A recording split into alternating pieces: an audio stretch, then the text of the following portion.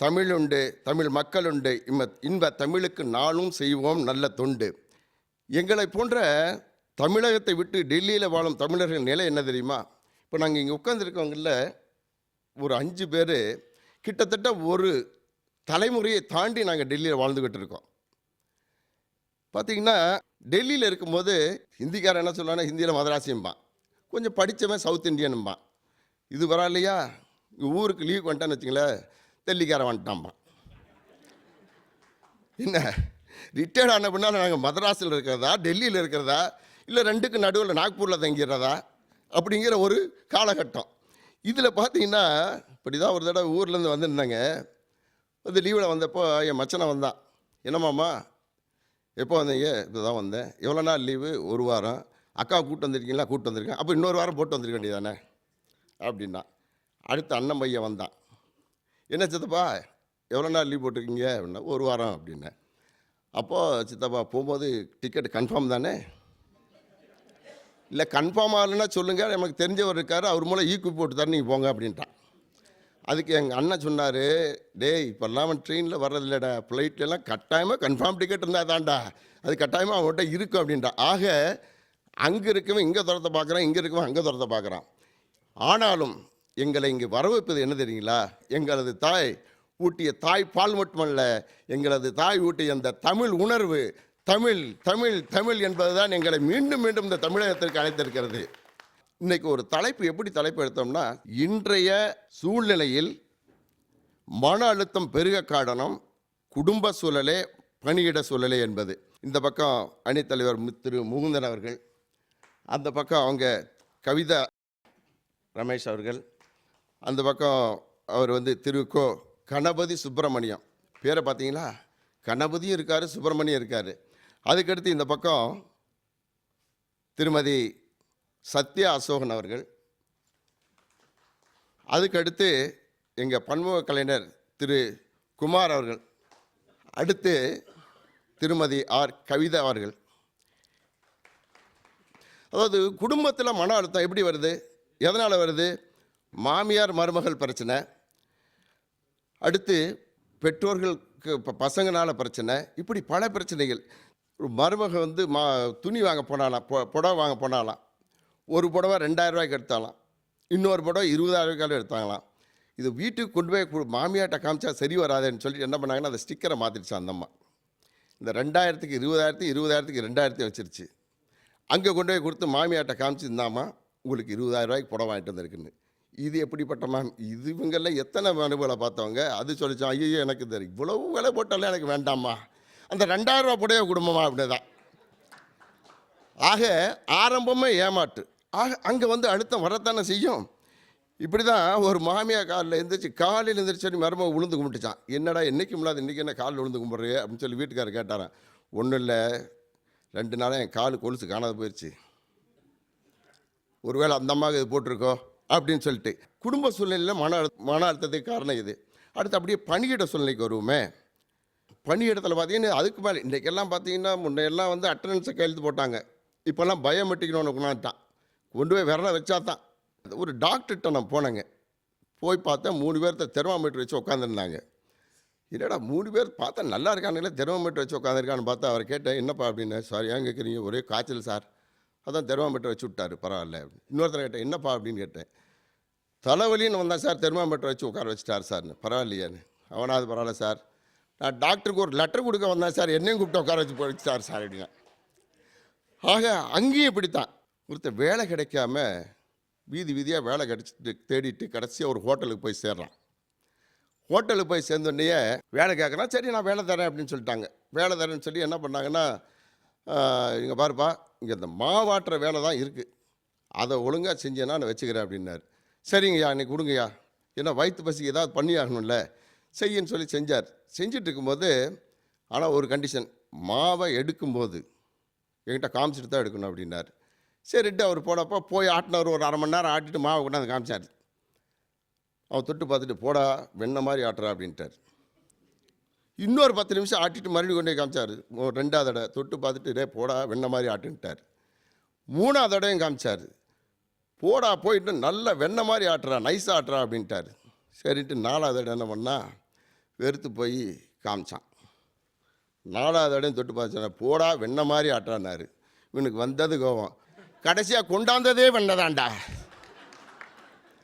ஆக இதில் என்ன சொல்ல வரேன்னா, நம்ம எப்படித்தான் என்னதான் செஞ்சாலும் நமக்கு மேலே இருக்கிற ஆஃபீஸர் நம்ம செய்கிற வேலையை ஏற்றுக்கக்கூடிய மனநிலையும் இல்லாத ஆஃபீஸருங்க. அதனால் ஆஃபீஸில் வர்றது மன அழுத்தம். இந்த மாதிரி ஒவ்வொருத்தரும் மன அழுத்தம், குடும்ப சூழலே, மன அழுத்தம், அலுவலக சூழலே அப்படின்னு பேசியிருக்காங்க. இந்த அணியில் முதலிலே குடும்பம் தானே நமக்கு. ஆக அதன் அணித்தலைவர் திரு இரா முகுந்தன் அவர்களை அழைக்கிறேன். அனைவருக்கும் வணக்கம். குடும்பத்தில் இருக்கின்ற சிக்கல்கள் என்னவென்றால், மனைவியின் பேச்சை கணவன் கேட்பதில்லை, கணவனின் பேச்சை மனைவி கேட்பதில்லை, பெற்றோர்கள் பேச்சை பிள்ளைகள் கேட்பதில்லை. நீங்கள் எப்படி? இதுதான் இந்த சூழ்நிலையை நடுவர் ஐயா அவர்களே.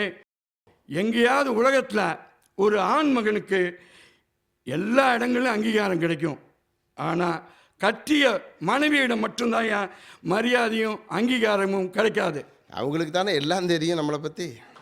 இப்படி தான் ஒரு நாள் என் மனைவி வெண்டைக்காய் வாங்கிட்டு வான்னு சொன்னான். போய் வெண்டைக்காய் வாங்கிட்டு வந்தால், என்ன வெண்டைக்காய் வாங்கிட்டு நுனியை பிடிச்சி உடச்சி வாங்க தெரியாதான்னு கேட்குறான். சரி வெண்டைக்காய் இலசா வாங்கணும், சரிதான்னா. சரி உருளைக்கிழங்கு வாங்கிட்டு வான்னு சொன்னான். உருளைக்கிழங்கு இலசா வாங்கணும், அதுக்கும் குத்த சொல்கிறாயா, முத்தலாக வாங்கணுங்கிறா. சரி முருங்கைக்காய் வாங்கிட்டு வான்னு சொன்னான். முருங்கைக்காய் வாங்க போனால் முத்துனதான் வாங்கிட்டு வந்தால் அதுக்கு சொல்கிறா, முறுக்கி பார்த்து இலசா வாங்கிட்டு தெரியாதா அப்படிங்கிறா. இதெல்லாம் விட்டா சரி ஒரு நாள் போய் கத்திரிக்காய் வாங்கிட்டு வான்னு சொன்னான். அதுக்காக நான் ஈகோவை பார்க்காம கத்திரிக்காய் இலசா வாங்கணுமாம்மா முத்தலாக வாங்கணுமாமான்னு கேட்டேன். அதுக்கு அவள் சொல்கிறா, கத்திரிக்காய் இலசா வாங்கிட்டு வாங்கன்னா. சரி வாங்கிட்டு வந்து கொடுத்தோன்னே 10 நிமிஷம் கழிச்சு என் பொண்டாட்டி கண்ணா அப்படின்னு கத்துறா. ஏன்டாண்ணா கத்திரிக்காய் போய் சொத்த கத்திரிக்காயை வாங்கியிருக்கீங்க, என்ன உனக்கு கத்திரிக்காயும் வாங்க தெரியல. நான் நினச்சேன், அப்போ தான் சொன்னேன் அவள்கிட்ட, கத்திரிக்காய் உள்ளே பார்த்து வாங்க தெரிஞ்சா நான் உன்னையும் பார்த்துருக்க மாட்டேன் நான் ஒழுங்கா. இப்படி இருந்தால் குடும்பத்தில் அழுத்தம் வராமல் என்னையா செய்யும்? கடன் வாங்குவது என்பது குடும்பத்தில் மிக பெரிய பிரச்சனை. அலுவலக சூழல் என்பது கடன் வாங்க தூண்டுவது இல்லை.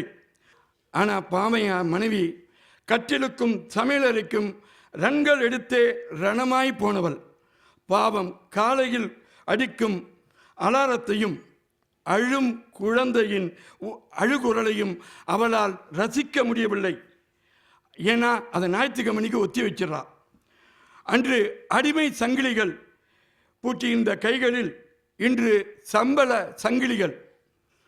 பனங்காட்சி மரங்களாக பெற்றோர்களை பார்க்கும் குழந்தைகள். பையன் ஹாஸ்டலில் படிக்கிறாயா நடுவரையா அவர்களே.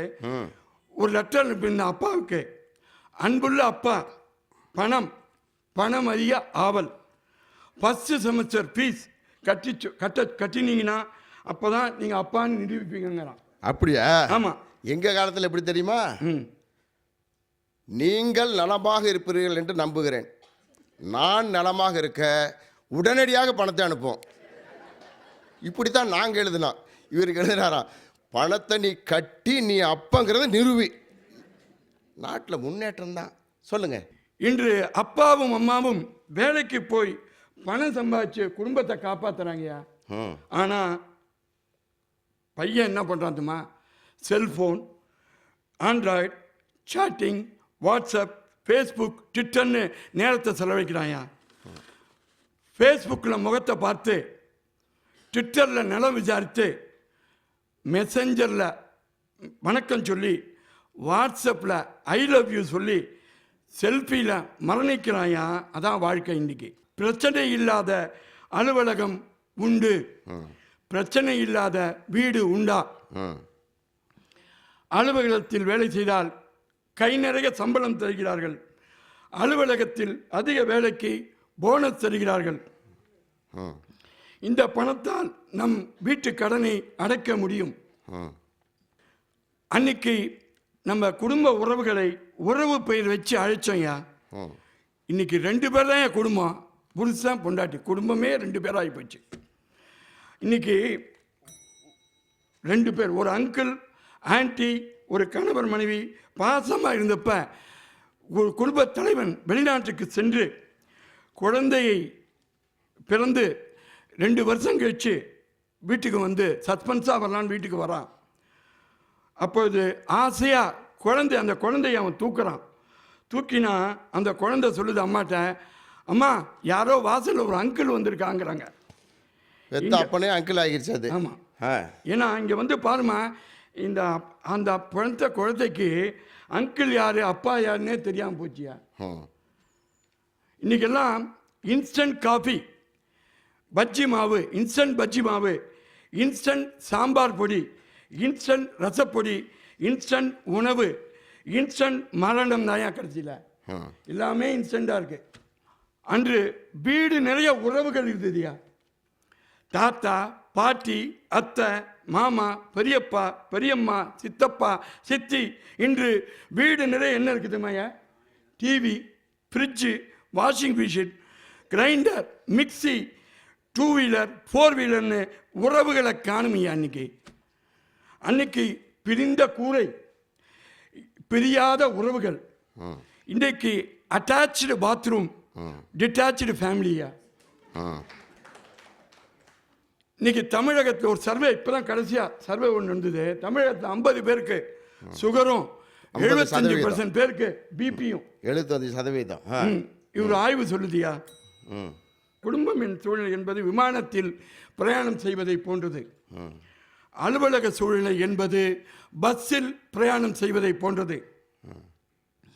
இதில் பக்கத்தில் இருக்கும் பயணி சரியில்லை என்றால், பஸ் சரியில்லை என்றாலும் நாம் வேறு பஸ் மாற்றிக்கொண்டு விடலாம். ஆனால் குடும்ப சூழ்நிலை என்பது விமானத்தில் பிரயாணம் செய்வதை போன்றது. அந்த டெஸ்டினேஷன் வரைக்கும் நம்ம போய் தான் ஆகணும். இதை போல குடும்ப சூழ்நிலை மிகவும் சிக்கலானது என்று கூறி, இன்றைய சூழ்நிலையில் மன அழுத்தத்திற்கு காரணம் குடும்ப சூழலே என்று கூறி வாய்ப்புக்கு நன்றி கூறி விடைபெறுகிறேன். நன்றி, வணக்கம். அருமை. இன்னைக்கு வந்து உறவுகள் வீட்டில் இல்லை, எல்லாம் மெஷினாக தான் இருக்குது. நம்ம பார்த்தீங்கன்னா இந்த காலத்தில் ஒரு உறவு வீட்டுக்கு பண்ண வச்சுக்கலாம், அந்த காலத்துலலாம் கூப்பிட்டு 7-8 புள்ள இருக்கும். அப்போ கரெக்டாக பேரெல்லாம் ஞாபகமாக வச்சு ஒவ்வொருத்தர் இன்ட்ரடியூஸ் பண்ணுவாங்க. இன்றைக்கி இருக்கிறதே 1-2 தான் இருக்குது. நம்ம போச்சுன்னா அந்த பசங்க பார்த்தீங்கன்னா ஆளுக்கு ஒரு பக்கம். அன்றைக்கி போய் பார்க்குறவங்க ஒரு வீட்டில் பையன் ஒரு ஜன்னலில் உட்காந்துட்டு வச்சுட்ருக்கான், பொண்ணு ஒரு பக்கமாக உட்காந்துட்டு அது ஒன்றுமே தடவிட்டு இருக்கு.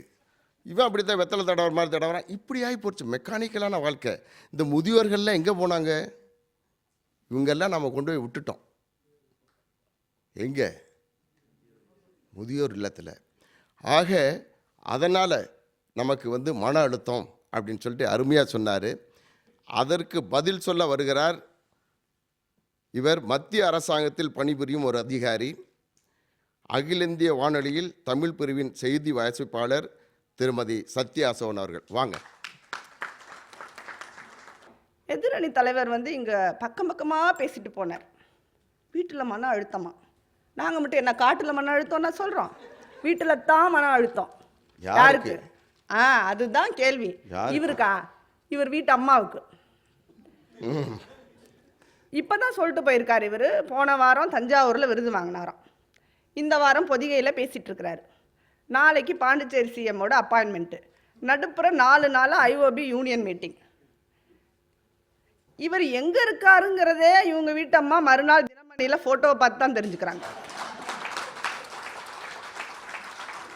இவர் வந்து இங்கே கதையாக விட்டுட்டு போகிறாரு. வெண்டைக்காய் வாங்க போனாராம், திட்டினாங்களாம்.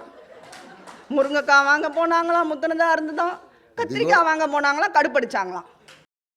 ஒரு தமிழகத்தின் பிரபல அரசியல் தலைவர் ஒருவர் அவரது திருமணத்தின் போது அப்போ இருந்த ஸ்டைலில் அந்த தூக்குனாங்குருவி கூடு மாதிரி வந்துட்டு முடி வச்சுருந்தாராம். அதை பார்த்து மயங்கினேன் அப்படின்னு அவங்க வீட்டம்மா வந்துட்டு ஒரு பேட்டியில் சொல்லியிருந்தாங்க. இந்த காலத்தில் புதராது புல்லு கட்டாது, எல்லாம் தார் பாலைவனமாக தகிக்குது. ஏன்னா அவ்வளோ பணியிட அழுத்தம்.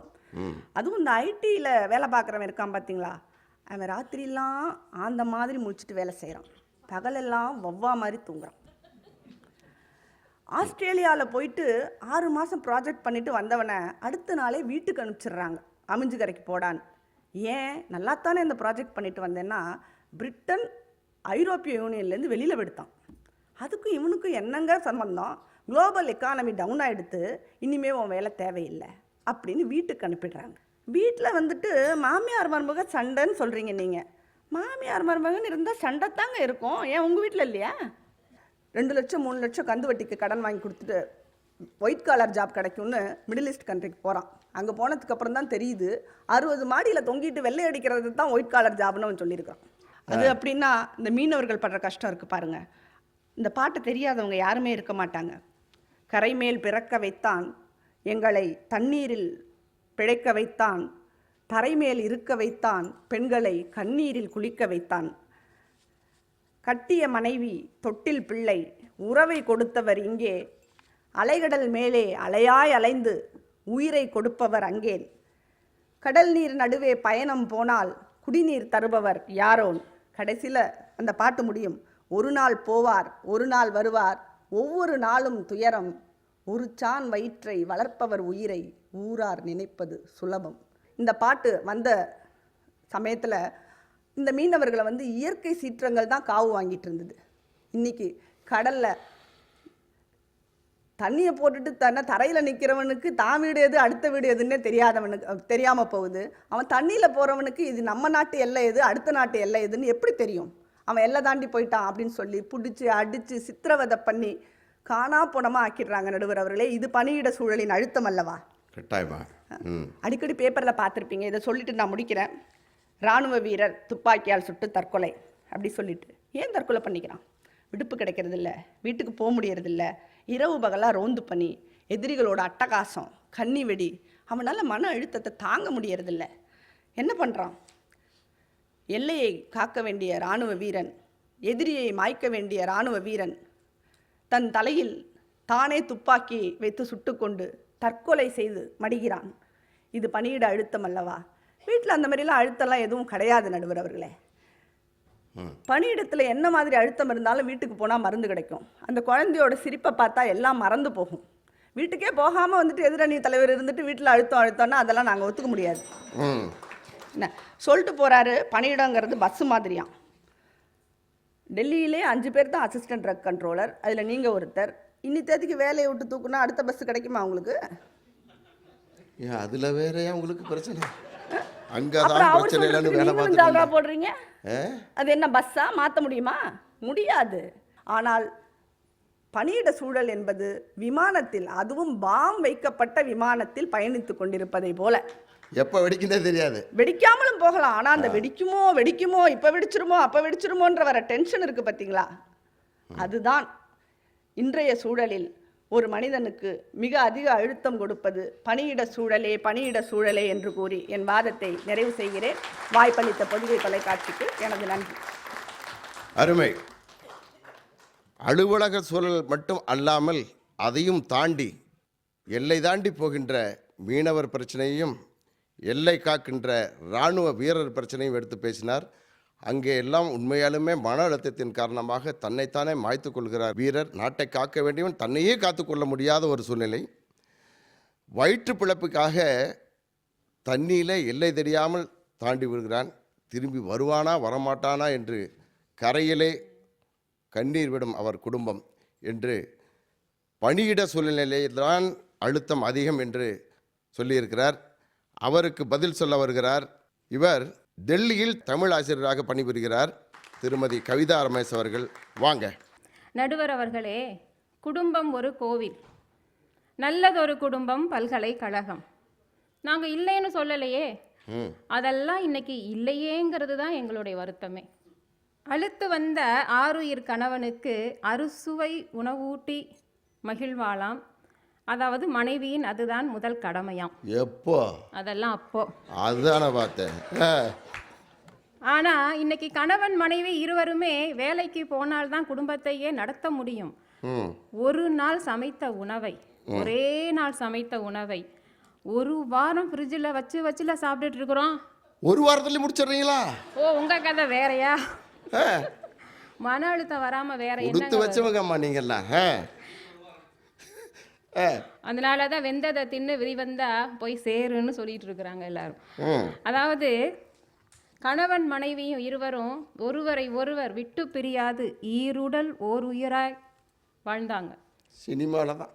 ஆமாம். இப்போ இல்லை. இந்த பெண்டாட்டி ஊருக்கு போயிட்டா இந்த ஆண்களுக்கு தான் எத்தனை கொண்டாட்டம். கல்லானாலும் கணவன், ஃபுல்லானாலும் புருஷன். குடிகார கணவன்களோடு இன்றைக்கு குடும்ப பெண்கள் படும் பாடு இருக்கு பாருங்க. இவங்க தான், அதாவது குடியை கெடுக்கும் என்பதை தெரிந்திருந்தும் இவங்க எல்லாம் பெருமையாக சொல்லிக்கிறாங்க, நாங்கள் தான் உண்மையான குடிமகன்கள். ஏன்னா இவங்கள நம்பி தானே பட்ஜெட்டே போடுறாங்க நாட்டில். ஏதோ வெளிநாடு போய் வேலைக்கு போயிட்டு வரவங்கள பற்றி ரொம்ப வருத்தமாக கவலைப்பட்டு பேசுனாங்க. ஏங்க வெளிநாட்டுக்கு போகணும்? வெளிநாட்டுக்கு போய் எதுக்கு ஒட்டகத்தை மேய்க்கணும்? அதான் உள்ளூர்லேயே ஆடு மாடை மேய்க்கனால இலவசமாக கொடுக்குறாங்கன்னு வேற நீங்கள் வேற சொல்லிட்டீங்கல்ல. வாழ்க்கையில் பிழைக்கிறதுக்கு இதுக்கு மேலே வேற என்னங்க வேணும்? எல்லாத்தையும் ஆடு மேய்ங்க. மன அழுத்தத்தை நாமளே வருந்தியில் வாங்கிக்கிறோம் எல்லாத்தையும். இன்றைக்கு பெற்றோர்களுக்கு தங்களுடைய பிள்ளைகள் மேலே இருக்கிற அந்த மன அழுத்தம் பாருங்க. எந்த பிள்ளைகளாவது இன்னைக்கு பெற்றோரோட பேசுகிறாங்களா? எப்போ பார்த்தாலும் வாட்ஸ்அப்பில் தான் பேசிகிட்டு இருக்கிறாங்க. அதாவது திடீர்னு வாட்ஸ்அப்பில் மெசேஜ் வருது, உங்களை எங்கள் குடும்பத்தோடு உறுப்பினராக்கி கொள்வதற்கு நாங்கள் விரும்புகிறோம். யார் அது? யாருன்னே தெரியாது. முன்ன பின்ன முகம்பா என்ன தெரியாதவங்க எல்லாம் வந்து நம்மளை என்ன செஞ்சுக்கிறாங்களாம், அவங்க குடும்பத்தோட சேர்த்துக்கிறாங்களாம். ஒரு குடும்பத்தில் இருக்கிற தொல்லையவே நம்மளால தாங்க முடியலை. இதில் ஊரெல்லாம் வந்து இப்படி வேற வந்து தொல்லைப்படுத்துறாங்க. ஆக மன அழுத்தத்தை தரக்கூடியது இந்த குடும்ப சூழ்நிலை தான். பெண்ணை பெற்ற பெற்றோர்கள் படும் பாடு. பெண் பிள்ளைகள் வீட்டை விட்டு வெளியில் போனால் பத்திரமா வீட்டுக்கு வருவாங்களான்னு எவ்வளோ ஒரு வயிற்றுல நெருப்பை கட்டிகிட்டு இருக்கிறாங்க இன்னைக்கு பெண்ணை பெற்றவர்கள். இந்த வாழ்க்கை சக்கரத்தில் நம்ம கடன் தொல்லை, வறுமை, கல்யாணம், குடும்பம் இப்படியே நம்ம சுழன்றுக்கிட்டு இருக்கிறதுனால ஒரு விஷயத்தை நம்ம மறந்துடுறோம், நம்மை பெற்ற தாய் தந்தையரை. நமக்கு இருக்கிற இந்த பிரச்சனையில் என்ன பண்ணுறோம்? பெற்றவங்களை கொண்டு போய் முதியோர் இல்லத்தில் கொண்டு போய் தள்ளிடுறோம். இன்னைக்கு மூளைக்கு மூளை முதியோர் இல்லம் பெருகி இருக்கிறதுக்கு காரணம் என்ன? தாய் தந்தையரை பார்ப்பதற்கு வீட்டில் யாரும் இல்லை. ஆக முதியோர் இல்லத்திற்கு உணவு கொடுங்கள், உடைகள் கூட கொடுங்கள், ஏன் நன்கொடைகள் கூட கொடுங்கள். ஆனால் தயவு செய்து யாரும் உங்கள் தாய் தந்தையரை மட்டும் கொடுத்து விடாதீர்கள். ஏனென்றால் முகத்தை கூட பார்க்க முடியாது முதியோர் இல்லத்திலேயே மரணித்து போகும் எத்தனையோ தாய் தந்தையர். ஈம சடங்கிற்கு கூட வர இயலாது தொலைதூரத்தில் இருந்து தவிக்கும் எத்தனையோ பிள்ளைகள். இவர்களின் மனநிலையை கொஞ்சம் எண்ணி பாருங்கள். மகிழ்ச்சியாக இருக்கும், மன அழுத்தம் தானே இருக்கும். நடுவர் அவர்களே, வருமுன் காப்பவன் அறிவாளி, வந்தபின் காப்பவன் ஏமாளி. நம்மெல்லாம் ஏமாளிங்க. நான் அறிவாளிகளை பற்றி சொல்கிறேன். அதாவது சித்தார்த்தனாய் இருந்தவன் குடும்பத்தை விட்டு வந்ததால் புத்தரானார். நரேந்திரனாய் இருந்த ஒரு இளைஞன் குடும்பத்தை விட்டு வந்ததால் ஞானி விவேகானந்தரானார். காமராசராய் இருந்தவர் உண்மையான அரசியல்வாதியாக குடும்பத்தை விட்டு வந்ததால் அவர் கர்ம வீரரானார். தெரேசா, எங்கேயோ பிறந்த தெரேசா தன் இந்தியாவிற்கு வந்து உன்னத தொண்டு ஆற்றியதால், குடும்பத்தை விட்டு உன்னத தொண்டாற்றியதால் அன்னை தெரேசாவானார். இவ்வளவு ஏன், அப்துல் கலாம் அவர்கள் இன்றும் அனைவரின் நெஞ்சிலும் நீங்காத இடம் பெற்றுள்ளாரே, காரணம் அவர் குடும்பத்தை நேசிக்கவில்லை. நடுவர் அவர்களே, என் வாதத்தின் ஆணி வேறாக, முத்தாய்ப்பாக நான் கண்ணதாசனின் ஒரு பாடலை நான் கூறி செல்கிறேன். குரங்காய் இருந்த மனிதன் மனதில் குழப்பம் ஏதுமில்லை. குடும்பம், மனைவி, அண்ணன், தம்பி, கூட்டம் பிரிவும் இல்லை. ஆசை பாசம் காதலில் விழுந்தால் அமைதியை காணவில்லை. அலைந்தான், தவித்தான், துடித்தான், மடிந்தான், யாருக்கும் லாபமில்லை. இத்தனை சிறிய மனிதன் தலையில் எத்தனை சுமைகளடா, 20 தொடங்கி 70 வரைக்கும் என்றும் மயக்கமடா. இதை தவிர குடும்ப சூழல் மன அழுத்தத்தை தருவது என்பதற்கு இதை தவிர வேறு என்ன சான்று உங்களுக்கு வேண்டும் என்று. கருத்தோ பெருக்கம், காலமோ சுருக்கம், இனியும் பேசினால் நடுவருக்கு ஏற்படும் பிணக்கம். ஆகவே உங்கள் அனைவருக்கும் நன்றி கூறி விடைபெறுகிறேன். நன்றி, வணக்கம். இவருக்கு பதில் சொல்ல வருகிறார் திரு குமார் அவர்கள். இவர் பன்முக கலைஞர். அந்த அம்மா சொல்கிறாங்க, ஆஃபீஸில் சம்பளத்தை வாங்குறோம்மா, வீட்டில் அந்த காசை கொடுத்துட்றோம்மா. அது ஒன்று தான் வருத்தம் எனக்கு புரியல. வீட்டில் கரியான் எடுக்க கொடுக்குறீங்க, அதுக்கு ஒரு சம்பளம் போட முடியுமா? பையனை ஸ்கூலுக்கு அனுப்புறீங்க, அதுக்கு ஒரு வேலை போட முடியுமா? வீடு என்பது பரிமாறப்படக்கூடிய உணர்வுகள், அன்பு. விலை இருக்கு, அதுக்கு என்ன விலை போடுவீங்க? நீங்க செய்யற வேலைக்கு உங்களுக்கு சம்பளம் கொடுக்கறதே ஜாஸ்தி. எதிரணி தலைவர் சொல்றாரு, ஆபீஸ்ல போனஸ் கொடுக்கிறார்கள், வீட்டுல என்ன கொடுக்கிறார்கள்? உங்களுக்கெல்லாம் ஒருத்தன் பொண்ணை கொடுத்தானையா, அதுவே போனஸ்யா. எதிரணியில சொல்றாங்க, 1/2 மணி நேரம் மொபைல் சுவிட்ச் ஆஃப் ஆனா வீட்டுக்கார அம்மாவை கான்டாக்ட் பண்ண முடியல, பதறேன். என்ன சொல்றாரு? பதறேன். என்னாச்சு? எங்க போனா? ஏன் வரல? இந்த பதட்டம் இருக்கிறதே, அது வீட்டில் இருக்கும். ஒரு எப்படித்தான் என்னுடைய நண்பன் சொன்னா, ஆபீஸ்ல ஜிஎம் பாத்ரூம் போகும்போது மயங்கி கீழே விழுந்துட்டாரு, மயங்கி விழுந்து யாரும் கண்டுக்கல. இதுதான் அலுவலகம். நீ விழுந்தாலும் சரி, மயங்கி விழுந்தாலும் சரி, யாருக்கும் கவலை கிடையாது. ஆனா வீடு 1/2 மணி நேரம் மொபைல் சுவிட்ச் ஆனா பதறுகிறது, அதுதான் வீடு. அங்க எப்படி சும்மா வரும்? என்ன பேசுறீங்க நீங்க? நடுவர் அவர்களே, என் ஆபீஸ்ல இருக்கிற டென்ஷனை நான் சொல்றேன், கொஞ்சம் கேளுங்க. தென்னாலி போல கமல் போல ஆச்சுது என் நிலைமை. Tension tension tension. ஆபீஸ்ல லேட்டா வந்தா டென்ஷன், என்னோட ஜூனியர் ஸ்டாஃப் சீனியர் ஆன டென்ஷன், கம்ப்யூட்டர்ல ஆர்டிஜிஎஸ் 1 லட்சத்துக்கு பதிலா ஜஸ்ட் 1 கோடி போட்டா டென்ஷன், ஹெட் ஆபீஸ்ல அந்த டிரான்ஸ்ஃபர் ஆர்டர் வந்தா டென்ஷன், சாயந்தரம் கேஷியர் கேஷை விட்டாலும் டென்ஷன், கேஷை அதிகம் வச்சிருந்தாலும் டென்ஷன். இப்போ மதியம் 2 மணிக்கு லஞ்ச் போக முடியாம கஸ்டமர் தொந்தரவு பண்ணா பசியின் வறுமையில் டென்ஷன். இப்போ ஓடி, மெடிக்கல், போனஸ், இப்படி டயப்படி எல்லாம் நமக்கு வரலைன்னா டென்ஷன். நமக்கு ஏதாச்சும் ஆச்சுன்னா காலம் பூரா நினைச்சு கண்ணீர் விடுவது வீட்டில் உள்ளவங்க தான். அலுவலகத்தில் அந்த நேரம் துக்கம் அனுசரித்து வேற ஒரு ஆளை பணிக்கு நியமித்திடுவாங்க. ஃபேஸ்புக்கில் 3000 ஃப்ரெண்ட்ஸு, ட்விட்டரில் 2000 ஃப்ரெண்ட்ஸு, வாட்ஸ்அப்பில் 1000 ஃப்ரெண்ட்ஸு. ஆனால் உடம்பு முடியலன்னு ஐசியூல இருக்கும்போது உடன் இருப்பது மனைவி மட்டும்தான். நடுவர் அவர்களே, இதுதான் குடும்பம். அதை போய் இவங்க மனசாட்சியே இல்லாம கொச்சப்படுத்துறாங்க. நடுவர் அவர்களே, இப்ப குடும்ப சூழலில் தான் பெண்களுக்கு மிக அதிகமாக பாலியல் தொந்தரவு வருகிறது என்று சர்வேல பார்த்திருப்பீங்க. அது குடும்ப சூழலில் அல்ல, சுற்றுப்புற சூழல்களில் தான் வருகிறது. பக்கத்தில் உள்ளவங்க, தெருவில் உள்ளவங்க, இவங்களால கூட வரலாம், கூட சில சமயம் குடும்பத்தினால கூட வரலாம். இதை எனக்கு சொல்ல கஷ்டமா இருக்கு, இருந்தாலும் நான் சொல்றேன். வட மாநிலத்தில் போலீஸ் பாதுகாப்பை விரிவுபடுத்தணும்னு சொன்னாங்க. ஏன் தெரியுமா? ஒன் ஆஃப் த கம்ப்ளைண்ட் என்னன்னா, அங்க இருக்கிற விமன் போலீஸ், பெண் போலீஸ் காவலில் இருக்கும்போது வந்துட்டு போறவங்க செய்யற கலாட்டாவை எங்களால சகிச்சுக்க கூட முடியலன்னாங்க. காவல்துறையில் இருக்கிற பெண்களுக்கே பாலியல் தொந்தரவு இருக்குதுன்னு சொன்னா, சாதாரண இடங்களில் வேலை செய்கிற பெண்களின் நிலைமையை கண்ணீரோடு நினைத்து பார்க்க வேண்டும். நடுவர் அவர்களே, இப்ப பணியிட சூழல் தருகின்ற அந்த அழுத்தம் இருக்கிறதே, பிரம்மாண்டம். வீடு என்பது இதத்தை தரும், இதம் தரும் மனை என்று பாரதி சொன்னான். இதத்தையும் நிம்மதியையும் தரும் இடம் குடும்பம். எனவே நடுவர் அவர்களே, வீட்டிலே நமக்கு கிடைப்பது அன்பும் ஆறுதலும் தானே தவிர மன அழுத்தம் இல்லை என ஆணித்தரமாக கூறிக்கொண்டு, இன்றைய சூழலில் மன அழுத்தம் ஏற்படுவது பணியிடச் சூழலே என்று கூறுவதற்கு முன்னால், நம்ம இன்னைக்கு சாயந்தரம் எல்லாம் சேர்ந்து தான் டெல்லி போகிறோம். என்ன, அதை மனசில் ஞாபகம் வச்சுங்க. டெல்லியில் உச்ச நீதிமன்றம் இருக்குது, உங்கள் வீடும் அங்கே தான் இருக்குது. அதை மனசில் வச்சுக்கிட்டு ஒரு நல்ல ஒரு தீர்ப்பை நீங்கள் கொடுப்பீங்கன்னு நம்பி, எனக்கு இந்த வாய்ப்பை கொடுத்த பொதிகை தொலைக்காட்சிக்கும் அனைத்து சென்னை நல் உள்ளங்களுக்கும் அனைவரும் வந்திருக்கும் அனைவர்களுக்கும் நன்றியை தெரிவித்து என் வாய்ப்புக்கு நன்றி கூறி விடைபெறுகிறேன். நன்றி, வணக்கம். இந்த கணபதி சுப்பிரமணியம் இதுக்கு எப்படி இந்த 2 கடவுளையும் ஒன்றா சேர்த்து வச்சாங்கன்னு புரியல. ஒருத்தர் ஊரை சுற்றுறவர், ஒருத்தர் உட்காந்த இடத்துலையே இருக்கார். அவர் சொல்லுங்க. நீதிபதி அவர்களே, மாரியம்மன் கோயிலுக்கு மஞ்சள் கயிறை கட்டினோம்னா அது காப்பு. ஆமாம். அதே மஞ்சள் கயிறை ஒரு பொம்பளை கழுத்தில் கட்டிட்டோம்னா மாப்பு, நமக்கு வைக்கிற ஆப்பு. இன்றைக்கி பார்த்தீங்கன்னா நிறைய கூட்டம் இருக்குது. 2 இடம், ஒன்று டாக்டர்கிட்ட இருக்குது, 2வது மெடிக்கல் ஸ்டோரில் தான் வரிசையில் நின்று வாங்கிக்கிட்டு இருக்கேன். ஏன்னா அந்தளவுக்கு எல்லாத்துக்கும் டென்ஷன், அல்சர் வந்தால் டென்ஷன், பிபினா சுகர், எல்லாத்துக்கும் அடிப்படை ஊற்றுக்கண் எதுன்னா டென்ஷன் தான். இந்த டென்ஷன் எங்கே வருது அப்படின்னா குடும்பத்தில் தான் வருது. அப்படிங்கிறத நிறைய இடங்கள் நம்ம உணர்ந்துக்கிடலாம். குடும்பத்தில் எவ்வளோ பிரச்சனை. என்எஸ் கிருஷ்ணன் வாழ்க்கையில் நடந்த ஒரு செய்தி, அந்த மதுரம் அம்மையார் ஒரு கிணத்து பக்கத்தில் நின்றுக்கிட்டு இருந்திருக்காங்க. இவரும் போயிருக்காரு.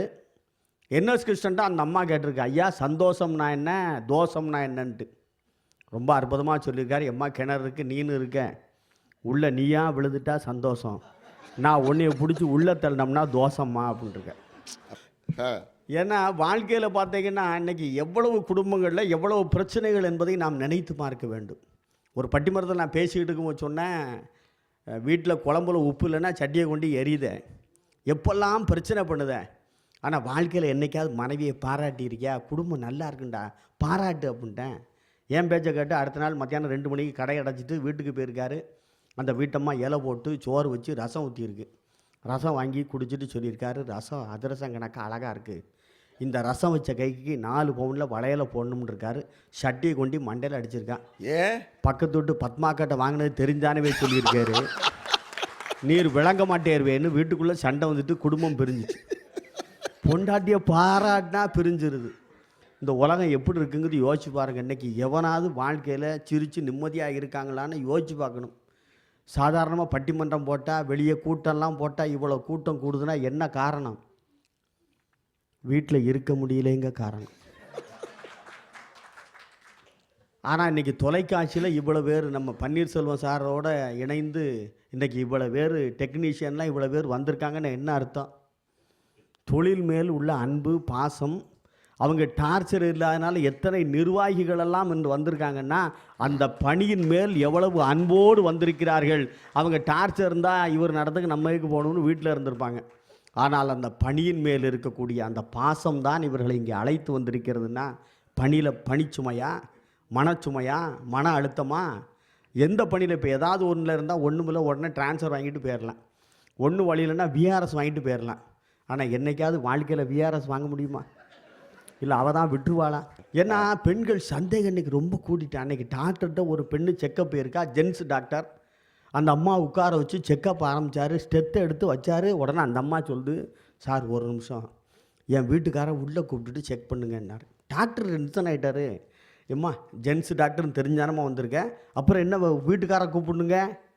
அது சொன்னால் அதெல்லாம் ஒன்றும் இல்லை, 2 நர்ஸிட்ட பேசிகிட்டு இருக்காரு, பயமாக இருக்குது, பக்குன்னு இருக்குது, உள்ளே கூப்பிட்டுருங்க, அப்புறம் டெஸ்ட் எடுங்க, கரெக்டாக இருக்குங்க.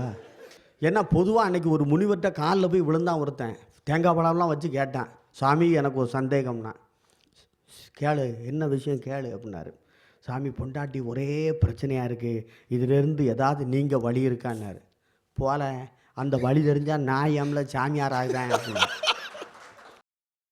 ஒரு 2 ounce அடிச்சாம்னா போதும், நான் ரொம்ப ஸ்டடி.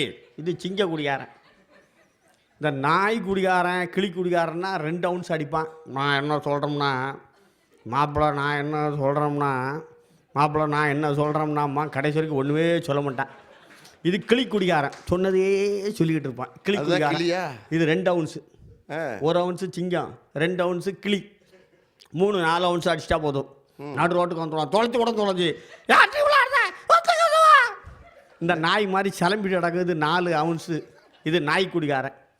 பன்னி குடிகாரன் ஒரு 5-6 அவுன்ஸ் அடிச்சிட்டான்னா டப்புன்னு சாக்கடையில் போவான், உள்ளே விழுவான். பக்கத்தில் பன்னி கிடக்கும், பன்னியோடு கிடப்பான். ஹலோ வாரியம் பன்னி அப்படின்னு இந்த பன்னி கூட இந்த பன்னி பேசிக்கிட்டு இருக்கும். இது பன்னி குடிகாரன்.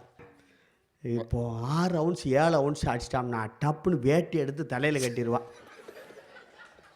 இப்படி டைப்பாக இருக்கானா இவன் கூட தான் கிடக்கிறதுக்கு வேட்டி என்னத்துக்கு? சரி.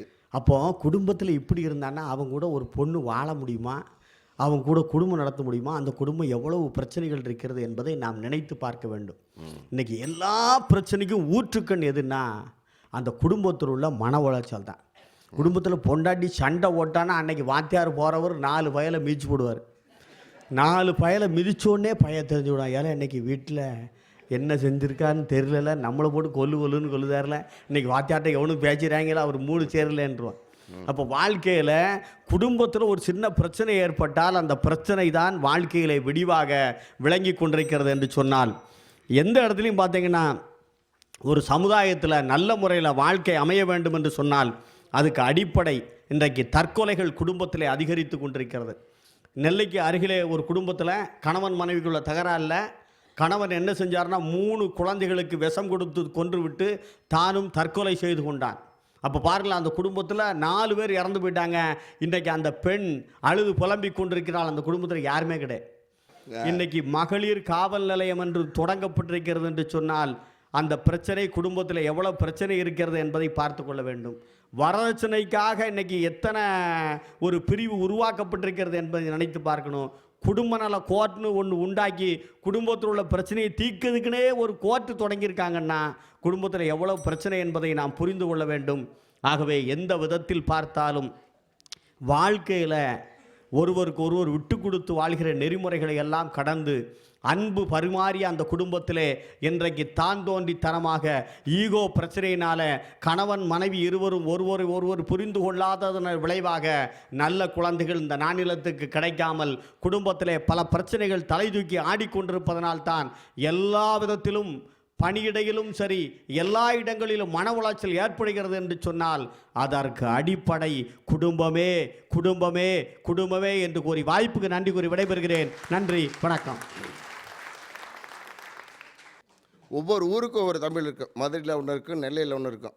மதுரையில எல்லாம் போயிட்டு வந்தேன் அப்படின்னு சொல்லாங்க. இதே நெல்லையில் போய் மோண்டு குடித்தேன் அப்படின்னு சொன்னாங்களே, என்னால் சொல்கிறேன் அப்படின்பா.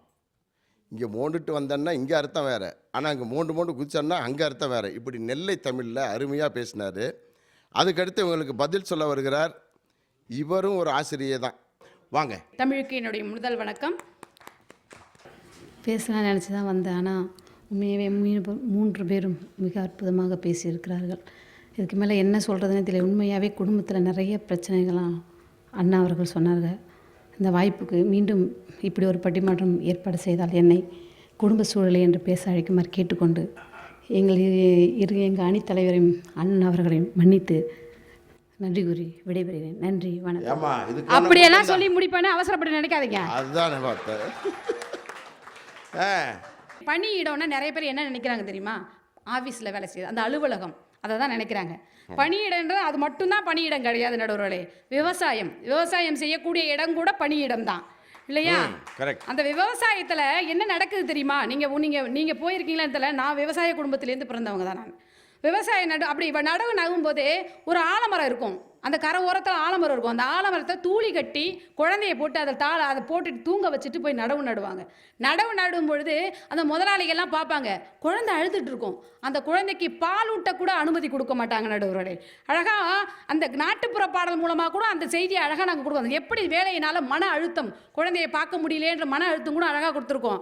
தண்ணி கருத்து இருக்கு, தவளை சத்தம் கேட்டு இருக்கு, புள்ள அழுது ரீச்சி அம்மாடி அம்மாடி, புண்ணியர வேலையிடும் தன்னானே தன்னானே, 5 மணி நேரம் வர அள்ளினா வேலை செய்ய, 5 மணி நேரம் வர அள்ளினா வேலை செய்ய, கடுகடு நிற்கிறானே தன்னானே தன்னானே, கருணையின்ன மோதலாளி தில்லேலே தில்லேலே. நடுவர்களே, விவசாயத்தில் கூட இப்படி ஒரு மன அழுத்தம் இருக்குது நடுவர்களே. அப்புறம் அடுத்தது சாக்கடை துப்புரவு பணியாளர்கள்லாம் இருக்காங்களே, அவங்க எவ்வளோ மன அழுத்தத்தில் இருக்காங்க தெரியுமா? உண்மையாக தன்னை அசுத்தைப்படுத்தி கொண்டு ஊரை சுகாதாரமாக வைத்துக் கொள்பவர்கள் அவர்கள் இல்லையா? அவர்கள் கூட அவரை நம்ம கிராஸ் பண்ணி போவார். அவரை பார்த்து வாடை அடிக்குதுன்னு சொல்லுவோம். ஆனால் அவரை தன்னை அசுத்தப்படுத்திக்கிட்டு அதில் எவ்வளோ மன அழுத்தம் தெரியுமா? நிறைய பேர் சாக்கடைக்குள்ளே இறங்கி சுத்தம் செய்கிறாங்க, உயிர் போயிடுது நடுவர்களே. குடும்பமே நடுத்தவர்கள் நிற்குது. இந்த வேலையினால பணியால் அவருக்கு மன அழுத்தம் இல்லையா நான் கேட்குறேன்? கட்டாயமா. நடுவர்களே, பஸ்ஸு ஏறக்குள்ளே எவ்வளோ மன அழுத்தம். கண்டக்டருக்கு, டிரைவருக்கு எவ்வளோ மன அழுத்தம் தெரியுமா? பஸ்ஸில் ஏறுற உடனே கண்டக்டர் சொல்கிறார், ஏயா எப்போ பார்த்தாலும் நீ படியிலே நிற்கிற, நீ என்ன வாட்ச்மேனா அப்படின்றாரு. வாசப்பிலே நிற்கிற வாட்ச்மேனான்றாரு. உடனே அவர் சொல்கிறாரு, நீ எப்போ பார்த்தாலும் சில்லற நீ என்ன பிச்சைக்காரனா அப்படின்னு கேட்குறாரு நடுவர்களே. ஒன்றும் இல்லை, கண்டக்டர் சொல்கிறாரு, சில்லறதுக்கு மட்டும் மேலே ஏறு, சில்லறதுக்கு மட்டும் மேலே ஏறுன்னு சொல்கிறாரு. அதுக்கு அவன் பழனி சொல்கிறான், உன்கிட்ட சில்லற இருக்கா? இல்லை, அப்போ நீ முதல்ல கீழே இறங்க. இப்படி கண்டக்டர் கூட பிரச்சனை இருக்கு நடுவர்களே. ஒரு பயணி சொல்கிறா, ஒருத்தர் கீழே விழுந்துட்டாரு, பஸ்ஸை நிறுத்து டிரைவர் சார், ஒருத்தர் கீழே விழுந்துட்டாரு, பஸ்ஸை நிறுத்துங்க அப்படின்னு சொல்கிறாரு. உடனே ஒருத்தர், அதெல்லாம் முடியாது, கண்டக்டர் விசில் அடிச்சாதான் நான் நிறுத்துவேன்னு சொல்கிறாரு. கூட காப்பாற்ற மாட்டாங்க. ஆமாம், கண்டக்டர் விசில் அடிச்சாதான் நிறுத்துவேன்னு சொல்கிறாரு. விழுந்ததே கண்டக்டர் தான் நிறுத்தியான்றாரு. பள்ளிக்கூடத்தில் ஒரு பையன் அது சின்ன வயசுலேருந்து படிக்க முடியல. ஒரு காலத்திலலாம் குழந்தை தொழிலாளர்கள் நிறைய இருந்தாங்க. இன்றைக்கி இருக்கிற அரசாங்கம் குழந்தை தொழிலாளர்களையும் ஒழித்து கொண்டிருக்கிறது. இல்லை அப்படின்னு தான் நம்ம சொல்லலாம். குழந்தை தொழிலாளி ஒருத்தர் சின்ன வயசுலேருந்து வேலை செஞ்சு கஷ்டப்பட்டு படிக்கிறாரு. அப்படி படிக்க முடியலன்ற சூழலை ஒரு பாட்டு மூலமாக அழகாக சொன்னான் பாருங்க. பள்ளிக்கூடத்தை நான் பார்க்கையில் இந்த பாழு மனசு தவிக்குதம்மா, கல்லு உடைக்கிற வேலை செஞ்சு பிஞ்சு கையெல்லாம் காய்ச்சி கிடக்குதம்மா, பிச்சை எடுத்தாலும் படிக்கணும்னு என்ன பெத்தவளுக்கோ தெரியலையே, இப்ப கட்ட விரலில மையத்தடவி கை நாட்டி வைக்கவும் மனசில்லையே, படிச்சவனுக்கோ 2 கண்ணு படிக்காதவனுக்கோ பொண்ணு 2, பிச்சை எடுத்தாலும் படிக்கணும்னு என்ன பெத்தவளுக்கோ தெரியலையேன்னு அழகா ஒரு நாட்டுப்புற பாடலை கொடுத்தாங்க நடுவர்களே. இந்த மனம் இருக்கிறதே, வேலை செய்யக்கூடிய இடத்துல யாராவது இன்னைக்கு புகழ்ச்சியாக பேசுகிறாங்களா நான் கேட்குறேன்? நம்ம மனம் புகழ்ச்சிக்காக இயங்கக்கூடிய ஒரு மனம். இறங்கி போனவொடனே நீங்கள் அருமையாக பண்ணீங்க, அப்படி நல்லா பேசுனீங்க சார் சொன்னால் தான் உங்களுக்கு ரொம்ப சந்தோஷம். இந்த காசு பணம்லாம் உலகத்தில் நிற்காத நடுவர், இந்த புகழ்ச்சிக்காக இயங்கக்கூடிய ஒரு மனம். ஆனால் இன்றைக்கி தலைமை பண்புல இருக்கக்கூடிய நீங்கள் இருக்கக்கூடியவர்கள்லாம் அருமையாக வேலை செஞ்சீங்க, ரொம்ப அற்புதமாக சரிங்க, என்கரேஜ் பண்ணுறாங்களா நான் கேட்குறேன்? சொன்னால் அவன் சீட்டு காலி. சில சுடர் விளக்காயினும் நன்றாக எரிய தூண்டுகோல் வென்று வேண்டும். அந்த நடுவர்களே, ஒருவனுக்கு ஊக்குவிக்க ஆள் இருந்தால் ஊக்குவிப்பவன் கூட தேக்கு விற்க முடியும் நடுவர்களே. அப்படிப்பட்ட ஊக்குவித்தல் இன்னைக்கு இருக்கா நான் கேட்குற நடுவர்களே. ஆனால் ஒன்று, வேலை செய்கிற இடத்துல ஒரே மன உளைச்சல் தான் நடுவர்களே. மன அழுத்தம் எங்கே வருதுன்னா வேலை செய்கிற இடத்துல தான். வீட்டுக்கு போன உடனே குடு இன்பம், குடும்பத்தை பிரித்து பாருங்க, குடு ப்ளஸ் இன்பம், இன்பத்தை கொடுக்கக்கூடியது வீடு தான் நடுவர்களே இல்லையா? தாரம் பொண்டாட்டி அவ்வளோ கஷ்டப்படுத்திட்டு போனாருன்னு சொன்னாங்க. தாரம்னா என்ன அர்த்தம் தெரியுமா? இன்பத்தை தாரம். என்னது? துன்பத்தை எல்லாம் மறைத்து கொண்டு இன்பத்தை தாரம் நடுவர்களே. தாரத்தை போய் அவ்வளோ குறை சொல்லிட்டு போயிருக்கிற குடும்பம். வேலை செஞ்சு வீட்டுக்கு போனோடனே அப்பான்னு ஓடி கட்டுப்பிடிக்கிறா பாருங்க, அதுக்கு இணை ஏது நடுவர்களே. அழகாக குடும்பத்தை பற்றி ஒரு திரைசை பாடலில் கூட கொடுத்துருக்காங்க. ஆனந்தம் விளையாடும் வீடு, 4 அன்றில்கள் ஒன்றான கூடு, இது ஆனந்தம் விளையாடும் வீடு. அழகாக கொடுத்த நடுவர்களே. குழல் இனிது யாழ் இனிது என்பர் தன் மக்கள் மழலை சொல் கேளாதவர் என்று சொன்ன நடுவர்களே. குழந்தைகள் இருக்கும் இடம் தான் இன்பமானது நடுவர்கள். அந்த மழலை சொல்ல கேட்க ஆஃபீஸில் வர அந்த டென்ஷன் ஃபுல்லாக நம்மளுக்கு குறைஞ்சது இல்லை நடுவர்களே. ஆகவே எந்த விதத்தில் பார்த்தாலும் பணியிட சூழல், அதாவது ஒன்றும் இல்லை, பணி முடிஞ்சு போச்சுன்னு ஒரு காலத்திலலாம் 9 மணிக்கு ஆரம்பித்து 10 சாயந்தரம் 5 மணிக்கு முடிஞ்சிடும் பணியிடம். இப்போ என்ன பண்ணுறாங்க, பணி முடிஞ்ச பிறகும் லேப்டாப் தூக்கி வீட்டில் போய் கொண்டு வச்சுட்டு லேப்டாப்பில் எடுத்து பார்க்குறாங்க மணிக்கடினியில். அந்த ஒர்க்கை வீட்டுக்கு போய் முடிக்கிற அளவுக்கு மன அழுத்தம் இருக்கிறதுனா அது பணியிடத்தில் தான் நடுவர்களே. குடும்பத்தில் சந்தோஷமாக இருக்க வேண்டிய இடம் குடும்பம் தான் என்று சொல்லி நல்லது ஒரு வாய்ப்புக்கு நன்றி கூறி பொதிகை தொலைக்காட்சி நேயர்கள் அனைவருக்கும் என்னுடைய வணக்கத்தை தெரிவித்துக் கொண்டு முடிக்கிறேன். நன்றி, வணக்கம். ஆசிரியை தன்னுடைய அனுபவத்தை எல்லாம் அருமையாக எடுத்து சொன்னாங்க. ஆக இப்போ இந்த 2 பக்கமும் இன்றைக்கி இப்போதைக்கு பேசி முடிச்சிட்டாங்க. முன்பெல்லாம் குடும்பத்தில் பாட்டின்னு ஒருத்தர் இருந்தாங்க. அவங்க என்ன தெரியுங்களா, யார் தெரியுமா? நம்மக்கிட்ட இந்த குழந்தைங்களுக்கு ஃபீஸ் வாங்காத ஒரு டாக்டர் அப்படின்னா அது பாட்டிங்க. அதே சமயத்தில் தாத்தான்னு ஒருத்தர் இருந்தாங்க, அவர் யார் தெரியுமா? குடும்பத்தில் ஒரு டிஎஸ்பி மாதிரி குழந்தைகளை பாதுகாக்கிற சம்பளம் வாங்காத ஒரு பாதுகாப்பு அதிகாரியாக இருந்தார், ஒரு செக்யூரிட்டி ஆஃபீஸராக இருந்தார். அதே மாதிரி அப்பான்றவர் யார் தெரியுங்களா? ஃபீஸ் வாங்காத வளர்ப்பவர். அம்மா ஃபீஸ் வாங்காத குழந்தைகளுக்கு சோறுடன் பிறருக்கும் கொடுத்து சாப்பிடணும், பிறருக்கும் கொடுத்து வாழணும் என்ற ஒரு நல்ல சமுதாய சிந்தனையை ஏற்படுத்தியவள் தாய். அது எப்படின்னு கேட்டிங்கன்னா, நம்மெல்லாம் பார்த்துருக்கலாம், குழந்தைங்களுக்கு வந்து சாதம் ஊட்டும் போது பார்த்தீங்கன்னா, சாதத்தை பிசைஞ்சிட்டு இது அண்ணனுக்கு, இது அப்பாவுக்கு, இது அம்மாவுக்கு, இது குழந்தைக்கு, இது உனக்கு தங்கச்சிக்கு, இது உனக்கு அப்படின்னு ஊட்டுவாங்க. ஊட்டிட்ட அப்படின்னால அந்த குழந்தைக்கு சிரிப்பு மூட்டி விடுவாங்க. பார்த்துருக்கீங்களா? அது ஏன்னா இந்த சாப்பிடும்போது உள்ளே போய் காற்று அடைபற்றக்கூடாது, அந்த காற்றை வெளியில் எடுக்கணுங்கிறதுக்காக சிரிக்க வைப்பாங்க. அப்படி சமுதாய உணர்வையும் உடம்பு கெட்டு போகக்கூடாதுன்னு சொல்லி பார்த்து ஊட்டிய தாய் கூட இருந்தா. நம்ம சுற்றி இருந்த உறவுகள் எல்லாம் தாத்தா, பாட்டி, அப்பா, அம்மா நம்மக்கிட்ட இல்லை. அவர்கள் எல்லாம் எங்கே இருக்காங்க? முதியோர் இல்லத்தில் இருக்காங்க. எங்கிருந்து குடும்பத்தில் வரும் நிம்மதி? வரவுக்கு மேல் செலவு, ஆகவே ஏற்படுகிறது நெருக்கடி, அதனால் மன அழுத்தம், குடும்ப சூழ்நிலை தான் அதிகம். ஒரு சில பெண்ணுங்கள் பார்த்தீங்கன்னா, வீட்டில் இருக்கிற பெண்ணுங்க வெளியிலையும் சொல்ல முடியாது, சொல்லவும் முடியல, வெளியிலையும் வர முடியல. பெண்கள் நிலைமை மட்டும் இல்லை, ஆண்கள் நிலைமையும் அப்படி தான்.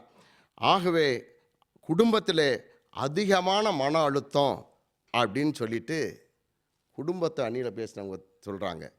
அதே நேரத்தில் இவங்க என்ன சொல்கிறாங்கன்னு பார்க்கணும்ல, பெண்களை பற்றி சொன்னாங்க.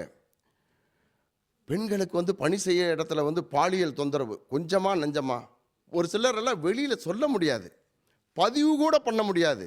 நீங்கள் பஸ் ஏறி வீட்டிலேருந்து பஸ் ஏறி வீடு ஆஃபீஸ் போய் சேர வரைக்கும் அவங்க படுற கஷ்டங்கள் இருக்கு. பஸ்ஸிலே ஆகட்டும், ட்ரெயினில் ஆகட்டும், எவ்வளவு பாலியல் தொந்தரவுக்கு ஆளாகிறாங்க. நேர்முகமாகவோ மறைமுகமாகவோ வெயில் சொல்ல முடியாத அளவுக்கு அந்த மன அழுத்தம். அப்படி தான் அங்கே போய் ஆஃபீஸுக்கு போனாலும் என்ன ஆஃபீஸர் வெட்டுறானா? விடுறது கிடையாது. ஆக பெண்களுக்கு வேலையில் செய்யும்போது மன அழுத்தம். ஆக அந்த பெண்களுக்கு ஆஃபீஸில் வேலை செய்யும் போது எப்படி ஒரு மன அழுத்தம். அதே மாதிரி சொன்னாங்க, இந்த ஐடி துறையில் வேலை பண்ணுறத பற்றி சொன்னாங்க. 25 வருஷம் சர்வீஸ் போட்டோம்னால நான் என்ன சம்பளம் வாங்குறேன்னா, அதே 25வது வருஷமே 25 வருஷம் சேர்ந்த வயதுடைய வேலைக்கு சேர்ந்த சம்பளத்திலே அவ்வளோ சம்பளம் வாங்குறான்னாங்க. இந்த பையன் நல்லா சொன்னாங்க. அவங்க இந்த பையன் அந்த மாதிரி ராத்திரி பூரா வேலை செய்கிறான், வவ்வால் மாதிரி பகல் பூரா தூங்கிட்டு கிடக்கிறான், இதில் பொண்ணு வேற பார்க்குறான். அதனால் இவனுக்கு பார்த்தீங்கன்னா இந்த 25 வயசுலேயே வந்து 50 வயசுக்கார மாதிரி எல்லா நோயும் வந்துடுது. காரணம், இந்த நம்ம எவனுக்காக வேலை செய்கிறோமோ அவன்லாம் இங்கே நம்ம வந்து ராத்திரியில் வேலை செய்யும்போது அங்கே அவன் பகலில் இருக்கான். அவன் உடம்பை பார்த்துக்கிட்டு நம்மளெல்லாம் ராத்திரியில் வேலை வாங்குறான். இது நமக்கு தெரியாத அதிக சம்பளம் கிடைக்குதுன்றதுனால போட்டு நம்ம பசங்களை போட்டு தொந்தரவு பண்ணுறோம். நம்ம தொந்தரவு பண்ணுறது இல்லாத அந்த வேலையிலும் பணி சூழ்நிலை காரணம், அங்கேயும் பணி அழுத்தம். அண்மையில் வந்து ஒரு பெண் போலீஸ் டிபார்ட்மெண்ட்டில் கம்ப்ளைண்ட் கொடுத்ததான். என்னன்னு கேட்டால், வேலை செய்யும் போது எங்களை டார்ச்சர் பண்ணுறாங்கன்னு. யார்? பெண் போலீஸே போய் டார்ச்சர் பண்ணுறாங்கன்னு சொல்லி கம்ப்ளைண்ட் கொடுக்குது. பொதுமக்களை பாதுகாக்க வேண்டிய பெண் போலீஸுக்கே அந்த நிலைமைன்னா நம்மளை மாதிரி இருக்கிறவங்களுக்கு என்ன நிலைமை யோசிச்சு பாருங்கள். இப்படி வேலை செய்கிற இடத்துல ஒவ்வொரு இடத்துலையும் மன அழுத்தம் தான். இது மட்டும்தானா? இந்த சர்வீஸில் இருக்கிறவங்க தான் பிரச்சனையா? மற்றவங்க பிரச்சனை இல்லையா அப்படின்னு சொன்னாங்க. அருமையாக சொன்னாங்க. விவசாயத்தை பற்றி சொன்னாங்க. விதைத்த நெல் வீடு வந்து சேரவில்லையே அப்படின்னு சொல்லி எத்தனை பேர் தற்கொலை பண்ணிட்டாங்க. விதைத்த விவசாய பொருளுக்கு விலை கிடைக்கவில்லையே அப்படின்னு சொல்லிட்டு எத்தனை பேர் தற்கொலைக்கு முயற்சி செய்கிறான், தற்கொலை பண்ணிட்டான்னு இப்போ நம்ம அண்மை செய்தியில் பார்த்தோம். விதைச்ச வெங்காயத்துக்கு விளைச்சல் ஜாஸ்தியாகிடுச்சு, அதுக்கு விலை கிடைக்கலன்னு சொல்லிட்டு ஒரு விவசாயி தற்கொலைக்கு முயற்சி பண்ணார். காரணம் என்ன யோசிச்சு பாருங்க. அவருக்கு அது ஒரு பணி. அதே மாதிரி சொன்னாங்களே, இந்த சாக்கடையில் விழுந்து வேலை செய்கிறவன் வந்து தினம் தண்ணியை பிடிச்சி, அவனை ஏன் சார் கேட்குறீங்க, மோசமான பையன் சார், எந்த நேரமும் தண்ணி இழுக்கிறான் சார்னு. நம்ம மேலே ஒரு சாக்கடை ஒரு துளி விழுந்துட்டா ஐயோ அப்படின்னு நம்ம நிற்கிறோமே, அவன் தன் உடல் முழுவதையும் அந்த சாக்கடைக்குள்ளே புதைக்குள்ளைக்குள்ள கழிவு நீர் புதைக்குள்ளையில் இறங்கி வேலை செய்கிறானே, அவனுடைய மனநிலை எப்படி இருக்கும்? ஆக அங்கே வந்து எந்த அளவுக்கு அவனுக்கு மன அழுத்தம் இருக்கும் என்பதை நம்ம யோசித்து பார்க்கணும். இப்படி ஒவ்வொரு இடத்துலையும் வெளிநாடு போனாலும் அப்படி தான். எல்லை பாதுகாப்பு வீரன். நம்மெல்லாம் வந்து நீங்கள் தமிழ்நாடு அப்படி நார்த் பக்கம் வந்துட்டிங்கன்னா டெல்லியிலேயே குளிர் ஜாஸ்தி, அங்கே போக போக மைனஸில் இருக்கும். -40 டிகிரியில் -40 நம்ம ஃப்ரிட்ஜுக்குள்ளே இருக்கிறது -0னாலே வந்து அப்படியே உறைஞ்சி பனிக்கட்டி ஆயிடுது. அங்கே எல்லையை பாதுகாக்கும் வீரன் -40 டிகிரியில் நின்று எல்லையில் நின்று நாம் எல்லாம் சுகமாக வாழ வேண்டும் என்பதற்காக வந்து அங்கே நின்று காத்துட்ருக்கான். அவன் 1 வருஷம் கழித்து லீவு கிடைக்கல, 2 வருஷம் கழித்து லீவு கிடைக்கல.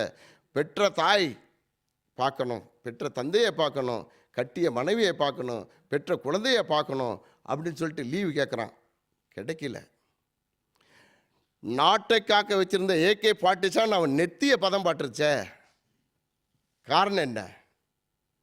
பணி தந்த அழுத்தம் இல்லையா? பணியிட சூழ்நிலை இல்லையா? பெண் பொண்ணு ஒரு குழந்தை IPS படித்து வெளியில் வர்றதுன்னா சாதாரண காரியம் இல்லை. எவ்வளவோ பேர் படிச்சுட்டு முடியாமல் போயிடுறான். ஒரு பெண்ணு IPS முடித்து வந்து எவ்வளவு பெருமையாக இருந்திருக்கு அப்பா அம்மாவுக்கு.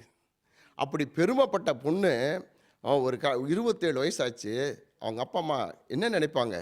மணமாலை சூட்டி சென்று வா மகளே அப்படின்னு நினச்சிட்டு இருந்த பெண்ணை பிணமாலை சூட்டி சென்று வரமாட்டாள் என்று தெரிந்தும் கனத்த நெஞ்சோடும் கண்களிலே கண்ணீரோடும் அனுப்பிய காட்சியை, அதற்கு காரணம் என்ன சொல்லுங்க? பணியிட சூழல் இல்லையா? பணி தந்த அழுத்தம் இல்லையா? அப்படின்னு இவங்க சொல்கிறாங்க. ஆக அது தந்தை பெரியார் சொன்ன மாதிரி ஒன்று சொல்லுவாங்க. குடும்பம் அப்படின்னா ஒரு கோயில். கோயிலில் என்ன குடியிருக்கும்? தெய்வம். இந்த குடும்பமே வந்து நமக்கு கோயில்னா இங்கே யார் குடியிருக்கா? பெண்ணு. இந்த குடும்பத்திலே குடியிருக்கும் தெய்வம் யாருன்னு கேட்டிங்கன்னா பெண்ணு.